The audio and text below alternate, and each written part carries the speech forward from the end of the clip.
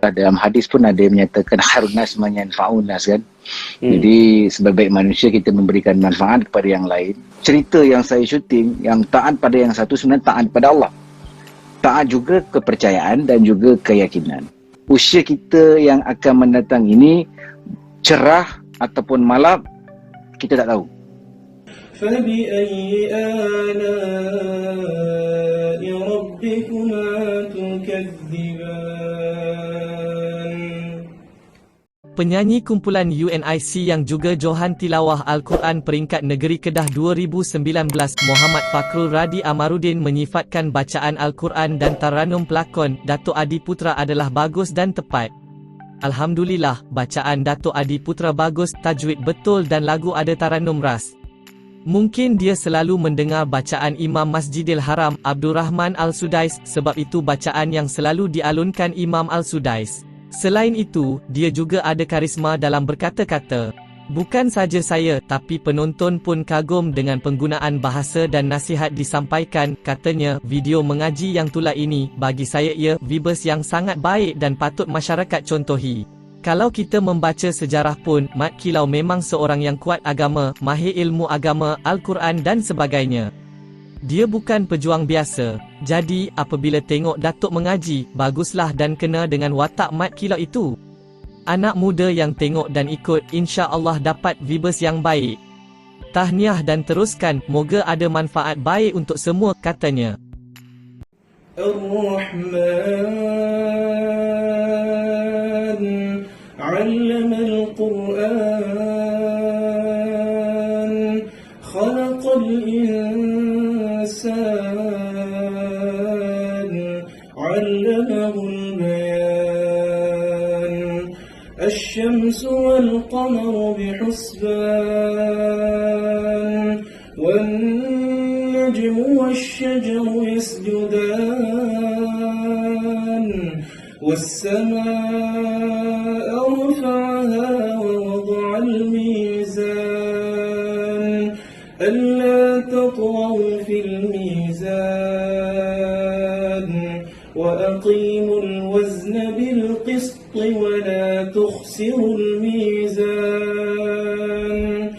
wal arda wada'aha lil anam, fiha fakihatun والنخل ذات الأكمام والحب ذو العصف والريحان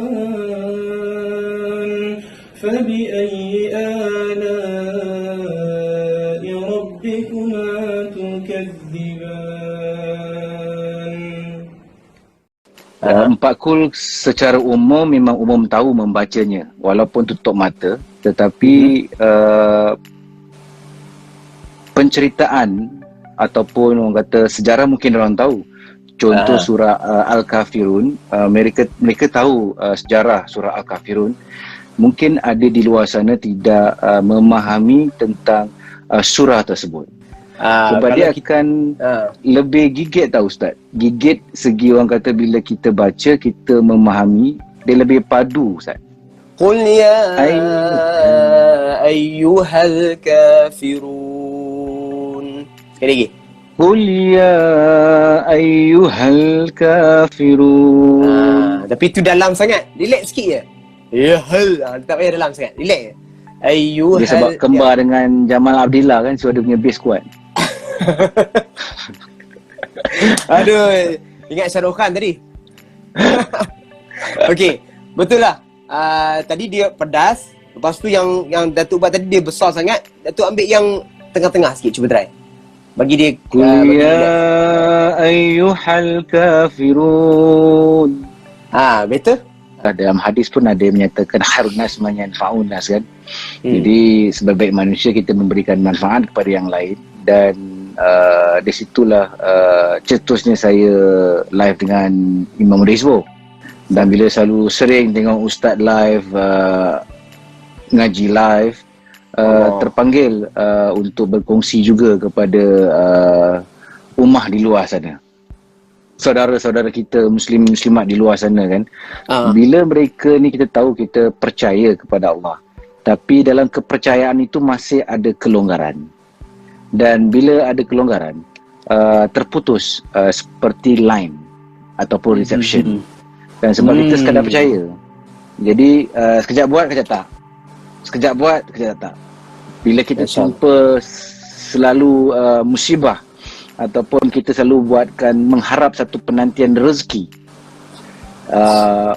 kita akan cepat fras sebab apa yang kita buat sebelum-sebelum ini adalah satu tabung hidup. Tapi kepercayaan itu sebenarnya orang kata kalau kita tambah lagi satu untuk memberatkan percaya, iaitu yakni, yakin. Jadi mungkin ada di luar sana, sebab bahasa kita ni, bahasa Melayu ada banyak kan, ada percaya, yakin, tapi jawapannya tetap sama. Cuma manusia ni is well being psychology. Betul. Jadi mungkin percaya ada setengah tu works untuk mereka, dan yakin ada yang works untuk mereka. Betul. Jadi di mana kita melekatkan macam banyak cerita yang saya syuting, yang taat pada yang satu sebenarnya taat pada Allah. Taat juga kepercayaan dan juga keyakinan. Kita tahu kita takut dengan Allah. Bagi saya, bukan saya nak letakkan perkataan ini sebagai pepatah. Mungkin kita tahu tapi berbeza yang nak ambil tahu.